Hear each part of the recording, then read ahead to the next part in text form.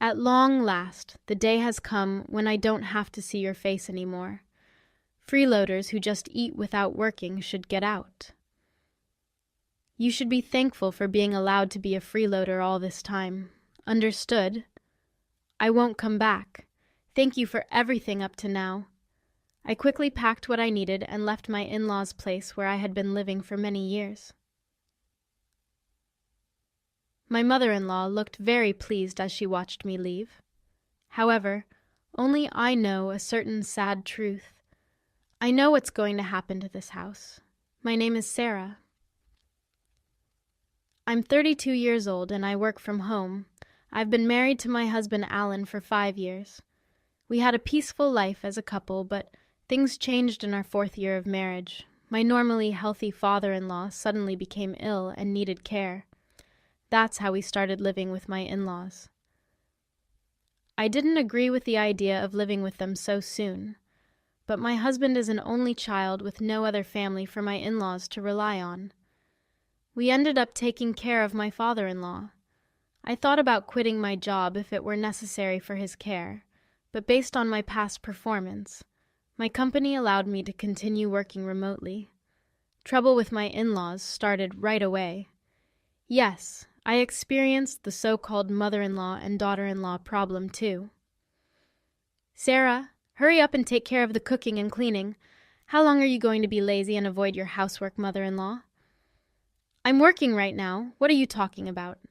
You're always just clicking away on the computer. The truth is, you're just browsing the internet, not really working. Right. Thinking that using the computer equates to playing around on the internet is so outdated. I have permission to work from home from my company. In between the household chores and caring for my father-in-law, I've used my skills to get back to the salary I was earning before. And after about 3 months of hard work, when I finally managed to bring my salary back to the amount before, I felt a real sense of joy. As for the reason that I worked so hard, the truth is, Alan's salary isn't enough for us to make ends meet. I had thought that life was finally going to get easier. I even thought about starting to put money away. But for some reason, things just kept getting harder. It felt like the contents of my wallet just kept dwindling. Suspicious, I looked into where the money was going and found out that Alan had been spending a lot. I also learned that my mother-in-law was terribly wasteful with money. Alan has always been a people-pleaser, often treating his juniors at work to lunch. But lately, it seems that he's also been using our credit cards to treat people to drinking parties as well. It doesn't matter how much I earn. If Alan uses more than that, our finances will inevitably dwindle. As for my mother-in-law, she's balancing multiple hobbies with her friends, generously paying the lesson fees, and socializing afterwards. I can't stand the fact that my husband and mother-in-law continue their wasteful spending, leaving all the housework and care for my father-in-law to me. I've ended up having to cover all our living expenses with my income, making saving money a dream. Feeling anxious about this problem, I decided to talk to my husband and mother-in-law. Alan, mother-in-law, it seems like we've been spending quite a lot lately. If this continues, we'll run out of money. Could you please try to cut back on your expenses? Ellen and my mother-in-law reacted harshly to my words. I don't want to be embarrassed. I don't want to be seen as stingy in front of my colleagues and subordinates. You can understand that, right? They won't think you're stingy just because there are times where you don't pay for them. There's no need to treat them every single time. You don't seem to understand. But for work to go smoothly, you have to keep good relationships with your coworkers. Treating your juniors to lunch is one thing, but what about the trips to the girls' bars?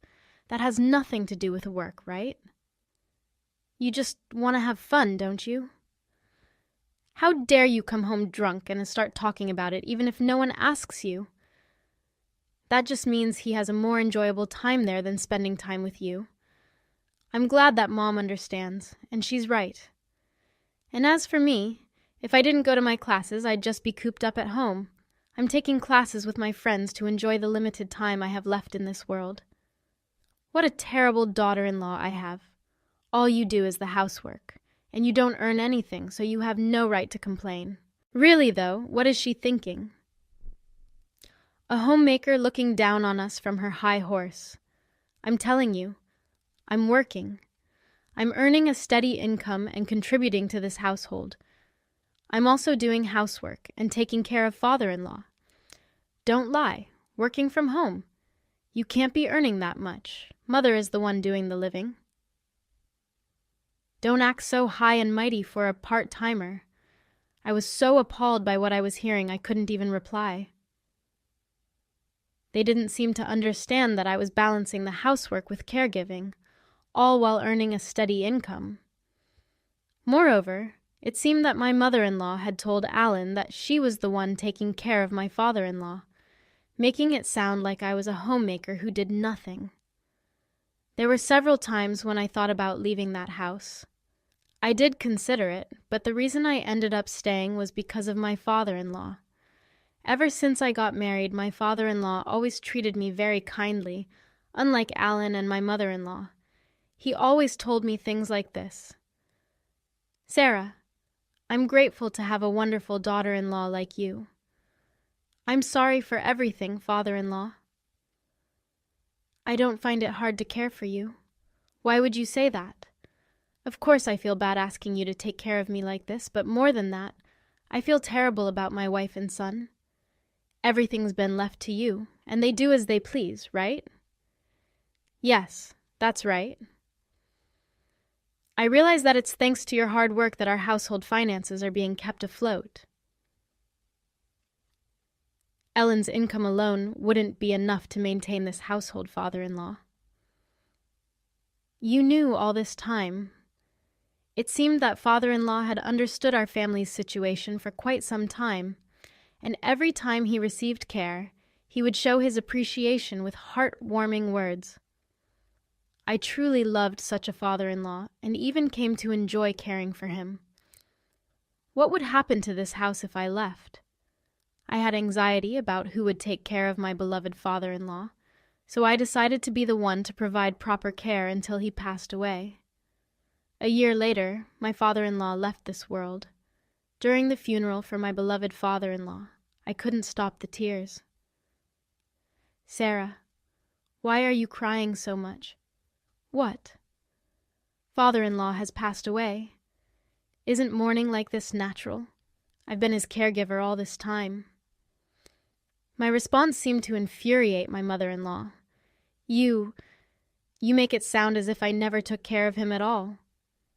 The truth is, my mother-in-law hardly took care of my father-in-law. She was always busy with her hobbies, going out all the time. Since I was home, she didn't need to do any caregiving or housework. She even put on a tearful act in front of the relatives, as if she were the oppressed and pitiful mother-in-law. To outsiders, it probably seemed as if I was the cruel daughter-in-law. They would defend her, saying, "Don't be so hard on mother-in-law," and blame me instead, even though I was just mourning my father-in-law's death. I was being criticized by people who understood nothing, which made me angry. I decided to distance myself from the relatives. That's when Ellen took notice of me and came over to complain. You embarrassed Mom in front of everyone. What are you talking about? That doesn't make any sense. I was only crying about father-in-law's death. Despite that, your mom came over and told me it was strange for me to cry. Didn't you make it sound like she hadn't taken care of Dad at all? I never said such a thing. I just talked about mourning the loss of my father-in-law, whom I had always cared for. Perhaps it sounded like criticism to you because in reality, your mom did nothing. Are you insulting Mom? I'm not insulting anyone. I'm just stating the facts. And by the way, if it bothers you so much, you could have done more to care for father-in-law too. If you're so upset about it, you should have cared for him yourself. What business is it of yours? Why are you criticizing me? How can it be none of my business? It's only natural that you, his blood relative, would take care of him. I'm working for this family, taking care of the house. Our relatives are wife duties. That's absurd. Don't be so ridiculous. I'm working too, you know. Our argument escalated, and the relatives had to intervene. Although they stopped our argument, I didn't speak to my husband at all after that. Once all the funeral proceedings were finished, a lawyer came to explain the inheritance. I'd like to discuss the contents of the will regarding your late father's estate first, to the wife and the daughter-in-law, Sarah. He's left half of his cash to each of you and to his son, Ellen. He's left ownership of the family land and home. What if Ellen gets the land and the house? Doesn't that mean all the other assets go to the wife? Why is Sarah receiving an inheritance? I'm his wife. Your husband was deeply grateful to Sarah for the dedicated care that she gave him.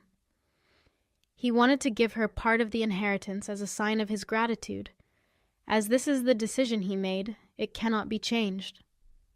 I can't believe it. Oh, I get it. You were caring for him just to get the inheritance, weren't you? How could you think that? That has to be it. Otherwise, there's no way you could have been so devoted to him despite not being related by blood. I had a good relationship with my father-in-law ever since I got married. I took care of him to express my gratitude for that. Are you saying that you tried to let me, someone who isn't related by blood, take care of your own husband? Isn't that like psychological abuse? Don't be ridiculous. Fine, I won't bring it up anymore. Appearing frustrated that she couldn't say anything else inappropriate in front of the lawyer, my mother-in-law continued, So, that was Dad's decision. It's grand gratitude for Sarah's caring, right? If that's the case, then we have no choice but to follow it. May I continue? All right. Well, your father stated that it's no longer necessary to rely on Sarah. Upon hearing this, my mother-in-law's face, which had been dissatisfied just moments ago, suddenly broke into a smile. Yes, that's great. I understand. Huh? What do you mean?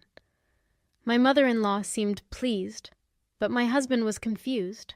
He didn't seem to understand what she was saying.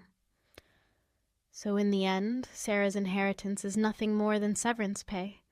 It's not gratitude at all. Now that Dad's living is over, we don't need Sarah in this house anymore. My mother-in-law had misunderstood my father-in-law's will just as intended. The truth is, my father-in-law had discussed this with me before. My father-in-law wanted me to be free from this house after he passed away. He used the will to cleverly deceive my husband and mother-in-law, making it seem natural that I should leave. And just as my father-in-law had planned, my mother-in-law, completely misunderstanding his true intentions, saw the will as a chance to kick me out. Pretending to be shocked by the will so as not to let on that I actually wanted to leave, I said, "Father-in-law, why would you treat me like this? See, even to Dad, you were just someone that would take care of him." Ellen, you can't understand Sarah anymore, right? Why don't you just divorce her? My husband thought about it for a while and then said, "You know what? Let's get a divorce. I've inherited the family home and land, and Mom got some money too. There's no longer any need to worry about living, so there's no problem if Sarah goes." Huh? What do you mean by that? Just what I said. I feel bad for asking, but could you leave our house and agree to the divorce? Understood. I guess there's no place for me here anymore. Saying such with a bit of restraint, I took a document out of the drawer and handed it to my husband. After that time we fought, I went and got this. No mistake. The document was a notice of filing for divorce. My husband promptly signed it. Finally, I don't have to deal with you anymore. A non-working freeloader should just get out. LS, you should be grateful for us having put up with you. A total freeloader. Is that so? Okay, I understand. I'll leave. Thank you for everything up to now. Won't. By the way, since the lawyer is here, I want to check one thing. It's okay that I don't get any more than what I've already received from father-in-law's estate, right? Of course. You seem to have gotten a bit smarter, Sarah. You've been living off me until now, so don't even think about squeezing any more money out of me. Well, I suppose you're right. All right, it's settled then. Please make yourself disappear quickly. I promptly packed my things and left my in-laws' house. Watching me leave, my mother-in-law looked as pleased as could be. They had no idea what would happen to this house in the future. After leaving my in-laws' house, I immediately submitted the divorce notice to City Hall, and when I arrived at the apartment, I had rented in advance. I couldn't help but shout out loud in the spacious room, "Finally, I can be by myself. This is great." I was overwhelmed with joy to be freed from such a difficult marriage, and I was truly grateful to my father-in-law for devising the plan to help me escape my in-laws' home. Afterwards, I enjoyed a comfortable life living on my own. Because I was able to get used to working remotely while living at my in-laws' place, I had become better at managing my time, and work went smoothly. Thanks to that, my income increased, and I was living a comfortable life without anyone bothering me. Until one day, my ex-husband Alan called me. "It's been a while. Why are you calling me?" "We're in a pinch, Sarah. Please help us." "What kind of joke is this? Weren't you the ones who told me to disappear?" "My salary hasn't changed, but for some reason we're running out of money. We can't live like this." "Oh dear. That's a problem, isn't it?" I decided to deliver the final blow. "That's because you no longer have my income to support you." "Huh? What do you mean? You still don't get it? Didn't you notice while living so lavishly that your salary alone was not enough?" "I had thought that we could live on my salary alone, but you're telling me that's not the case?" "Of course. You squandered your entire salary on yourself." "We only got by because I was the one paying for our living expenses. Maybe it's about time you and your mother learned some financial responsibility as adults." "How much were you making then?" "Let's see. At that time, I was making about $4,800 a month. Maybe that's more than me." "That's right. You didn't know, did you? By the way, now I'm earning even more than that, with no one to get in my way." Even through the phone, I could clearly feel my husband's frustration. "Hey, Sarah, can't we start over? It was a mistake to let you go. I want to make things right again." Huh? It's obvious you're after my income. Are you stupid?" "That's not true. I still love you, Sarah."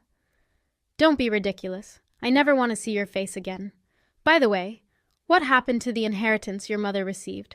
With that amount, she should be living comfortably, right?" "That's the thing. It's about to run out." "That's impossible. It was nearly $100,000, right?" That's not an amount you can use up in just a few months. Mom and I spent it on a shopping spree, overseas trips, and half of it disappeared in the casino. A foolish mother breeds a foolish son. I have nothing more to say to you. Besides, I'm a stranger now, so I can't do anything for you, and I don't want to. Don't be so heartless. Help me. This has nothing to do with me. There's nothing more to talk about." Saying this, I ended the call on my end and promptly canceled the contract for the mobile phone I was using. What became of my ex-husband and mother-in-law afterward is none of my business, and I do not know. However, about a year after that call, I passed by my mother-in-law's house, and it had become an empty lot. They probably had to let go of the house due to financial reasons. Well, it's really none of my business. Anyway, as for me, with my newfound spare time, I started going to a wine class that I had been interested in for some time. There, I met a man 2 years my senior who took me seriously, and after dating for a year and a half, we got married. He is the ace of a well-known company, that many people are aware of, and despite his high salary, he is humble with a warm and wonderful character. He respects my career, and we enjoy a fulfilling married life filled with mutual respect.